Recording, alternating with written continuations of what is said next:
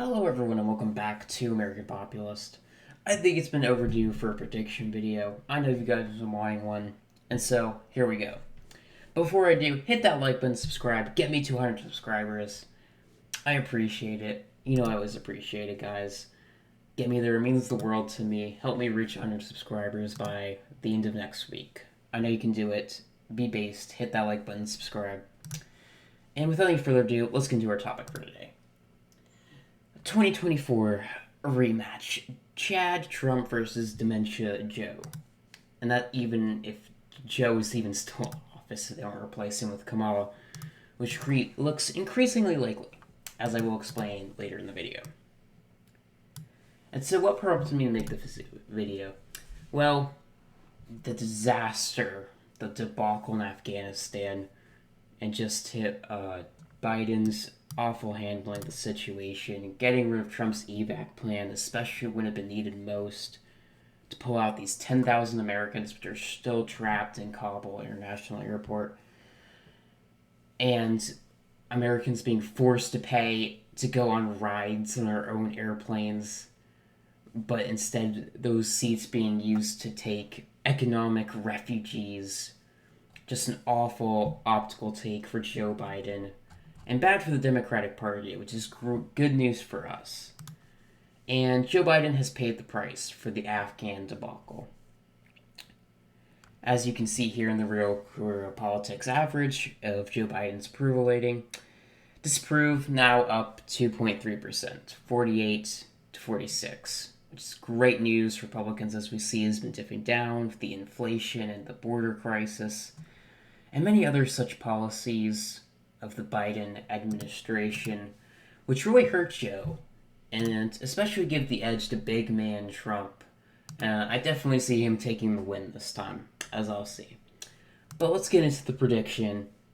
The safe states will be, of course, the typical gay states. These states aren't going anywhere. They're too gay, honestly, at this point. Too gay, too suburban. New Hampshire's just too libertarian and too many Bostonites moving there. Maine's 2nd district will be safe for Trump. Maine, likely. It's just too cringe. Trump could make it a little bit closer in a good year, but otherwise I don't see it. Colorado, maybe improving a little bit. New Mexico with the Hispanics, but still too cringe. I don't see it going back towards him. And getting into the safe states, Republicans. These are the states that are always based, full of chads and great people. Nebraska 2nd will be safe. Probably not safe, but will go Republican. I'm not counting margins in this video. Well, I'm doing margins, but just not for Nebraska 2nd district, because it depends on how Republicans gerrymander it. But we will gerrymander it back into our favor. These states will all be safe for big man Donald. They're not going anywhere. He could definitely get Ohio and Iowa safe this time, especially with how bad Biden has bungled this, and just how many people regret voting for him, which is good news for us. Minnesota's too gay and cringe. Too many cringe people who live in the Minneapolis suburban area. Too many bugmen, honestly. Pretty sad, because some of the rural areas are pretty based, actually, in Minnesota. Wisconsin is definitely flipping back to Trump. 2020 was a fluke. As I explained in my Wisconsin video, check that out. The trends overwhelmingly favor us. Wisconsin 2020 was Indiana 2008. It probably will not go blue on a federal level again for a very long time, especially if Republicans continue the populist trends and campaign hard against immigration and bring back jobs to the Rust Belt, which will further solidify the Rust Belt toward the Republican column. The great state of Michigan, which cringely went to Biden in 2020, but I definitely think will flip back in the Republican column. I definitely see the turnout going down in Wayne County, in Ottawa and Kent, which will favor Republicans, as they just won't be enthused to come out for him with just how bad his president's being with his approval rating, especially with independents. That could definitely help us out there as well.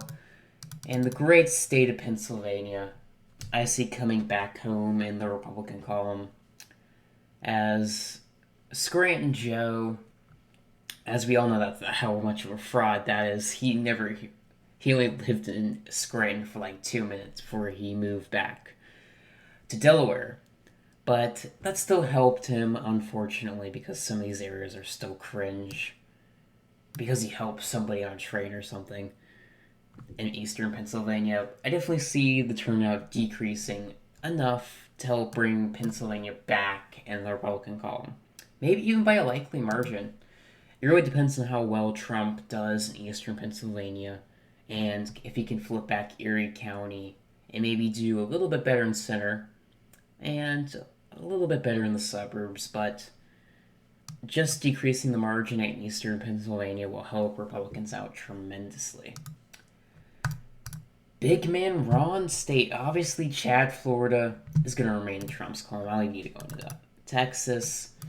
The trends in the Rio Grande Valley help Trump a lot, especially with the Tejanos, the native Hispanic Texans who have always lived in Texas since we took it from Mexico in the American-Mexican War, but that was mainly for Texas.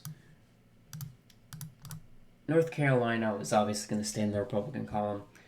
Maybe even Trump could improve the margin, improving it to maybe a 2 to 3 point win in North Carolina. Maxing out in Western North Carolina, improving in the center, maxing out the suburbs because the suburbs of North Carolina are radically different than those in Georgia. See my video on why that is. And just with the decrease in the black area as well, that helps Republicans as well in the state of North Carolina, further pushing it back into our column. And now we get into the really competitive states that could go either way. And so I'll get Georgia out of the way. I still see it going to Biden. Just because of the Atlanta area, and he probably will still, if he is in the office, it depends. With the Atlanta area, it's just too cringe and been growing too much like the Denver area, to even be possible for Republicans to flip on a federal. I definitely think we can flip the Senate level, but not the federal level, unfortunately. Rip to the Peach State. Arizona is going back in the Republican column. He could definitely do a heck of a lot better. And I definitely see the Maricopa County coming back to Republicans, coming back from Joe Biden and voting Democrat, of them swinging back a little bit after just how disastrous Joe Biden's presidency has been for them. That really helped him out on the southern border with that crisis of the immigrants that are coming and pouring across the southern border, which hurts him a lot, especially in the border areas, which increases our turnout, which is always helpful. And I just think that Biden voters in the Phoenix metro area will be de-enthused. They won't be enthused to come out and vote for Dementia Joe anymore. Good news for us, though. Nevada. I think he could flip it. That's not likely, but I think as of now, with the debacle, Nevada's coming back in the Republican column. Which would be the first time since 2000 since Nevada voted for a Republican on the federal level. Which would give Trump 297 to 241 for Dementia Joe. And if you enjoyed this prediction for 2024, hit that like button, subscribe. I always appreciate it. I'm American Populist.